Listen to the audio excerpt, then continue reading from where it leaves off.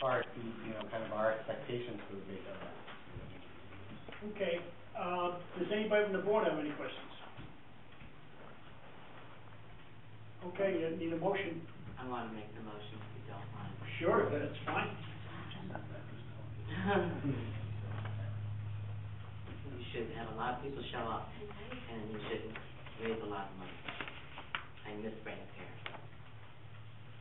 That's my motion, Elizabeth. I'll second it. Okay, any discussion?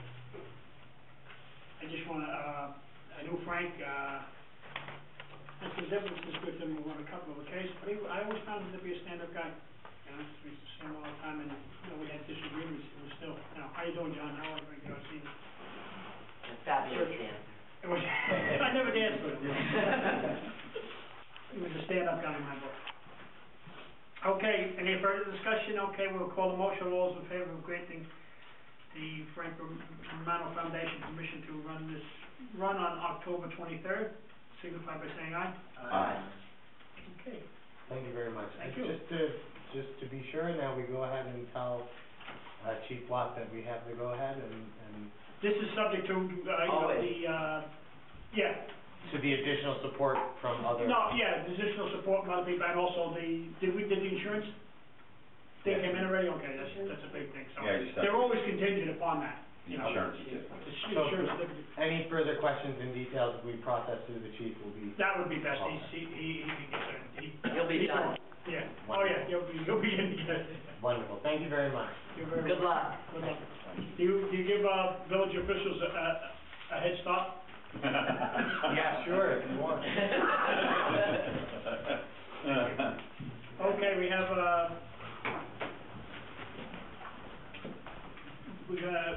further discussion. We discussed a little bit about the Heritage Estates Agreement. So, if you would, Steve. And Mike also. Sorry. Steve Esposito, Mike Walker. I mean, this is the first time we've been here. We've been talking about this for quite some time.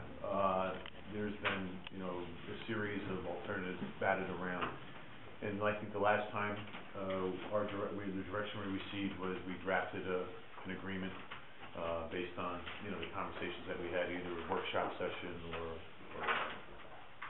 meeting. Our attorney drafted it, sent it over to Dave for review. They went back and forth.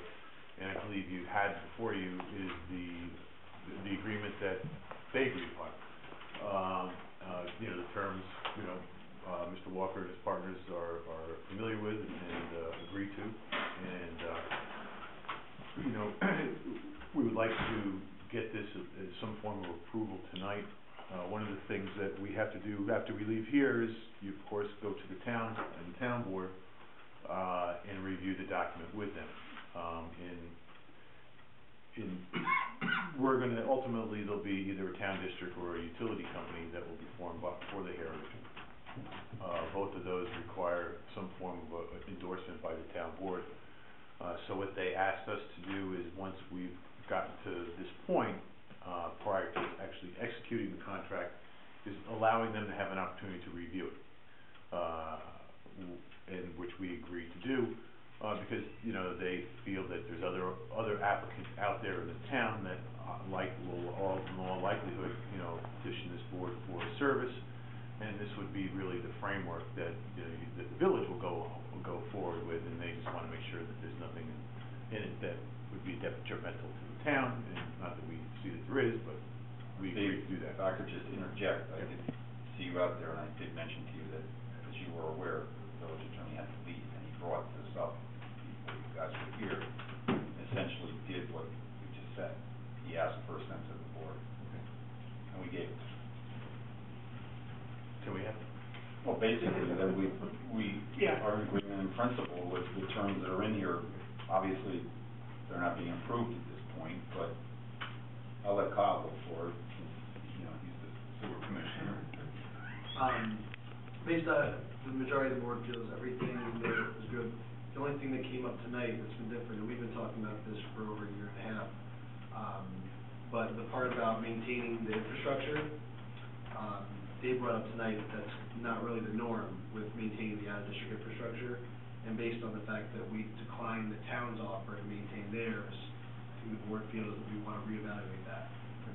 Outside of that, billing based on water with the same, with the outage rates 10% higher, $70 assessment, contracting with the Transportation Corporation, all that seems to be good with the majority of the board. That was just something new, and we discussed in length about maintaining infrastructure before, based on what Dave mentioned tonight, about not being the norm, and the fact that this is going to be a framework for anything moving forward, and might have a potential impact on current agreements that we have with the town. That's what the majority of the board feels we might want to take a second look at.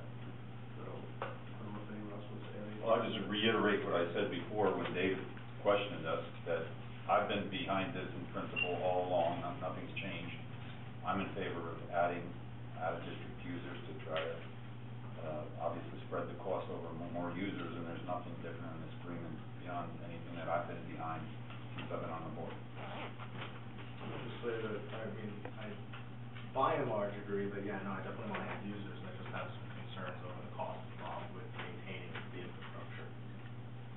The other financial parameters or stuff we have discussed in the past. In fact, something we even have offered to the town with respect to Arcadia and Hamiltonian, which they rejected when they wanted us to take over their God knows how many year-old pump stations and the likes.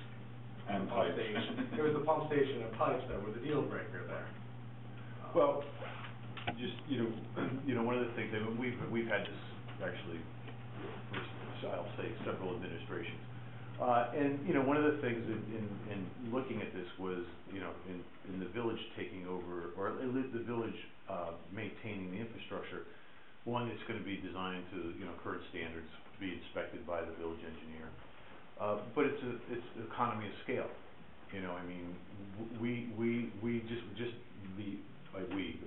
the future residents just won't pay the debt service, which they would be in their 70% and their $70 capital, assessment, as well as, but you're also going to be paying, they'll be paying O&M costs, and so the maintenance that occurs on Murray Avenue or on Montgomery Street, they'll participate in that, in the long run. So, I mean, there is some financial benefit. One, economy of scale.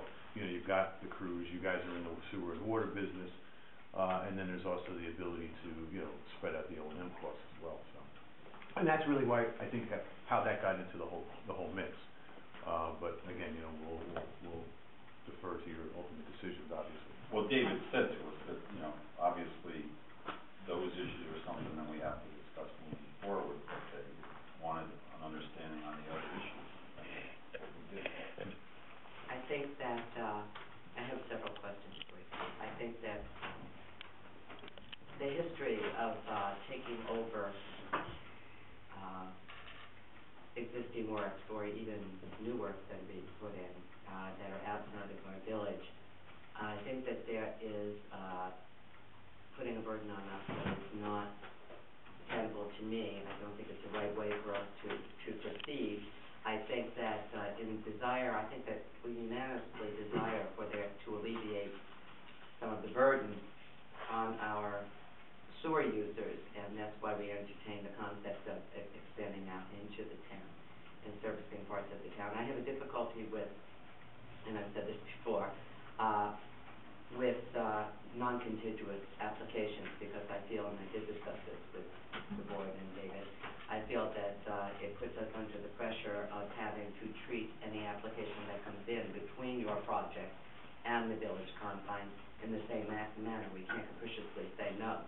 We would have to be able to treat them in the same fashion. And I am concerned about applications being looked at individually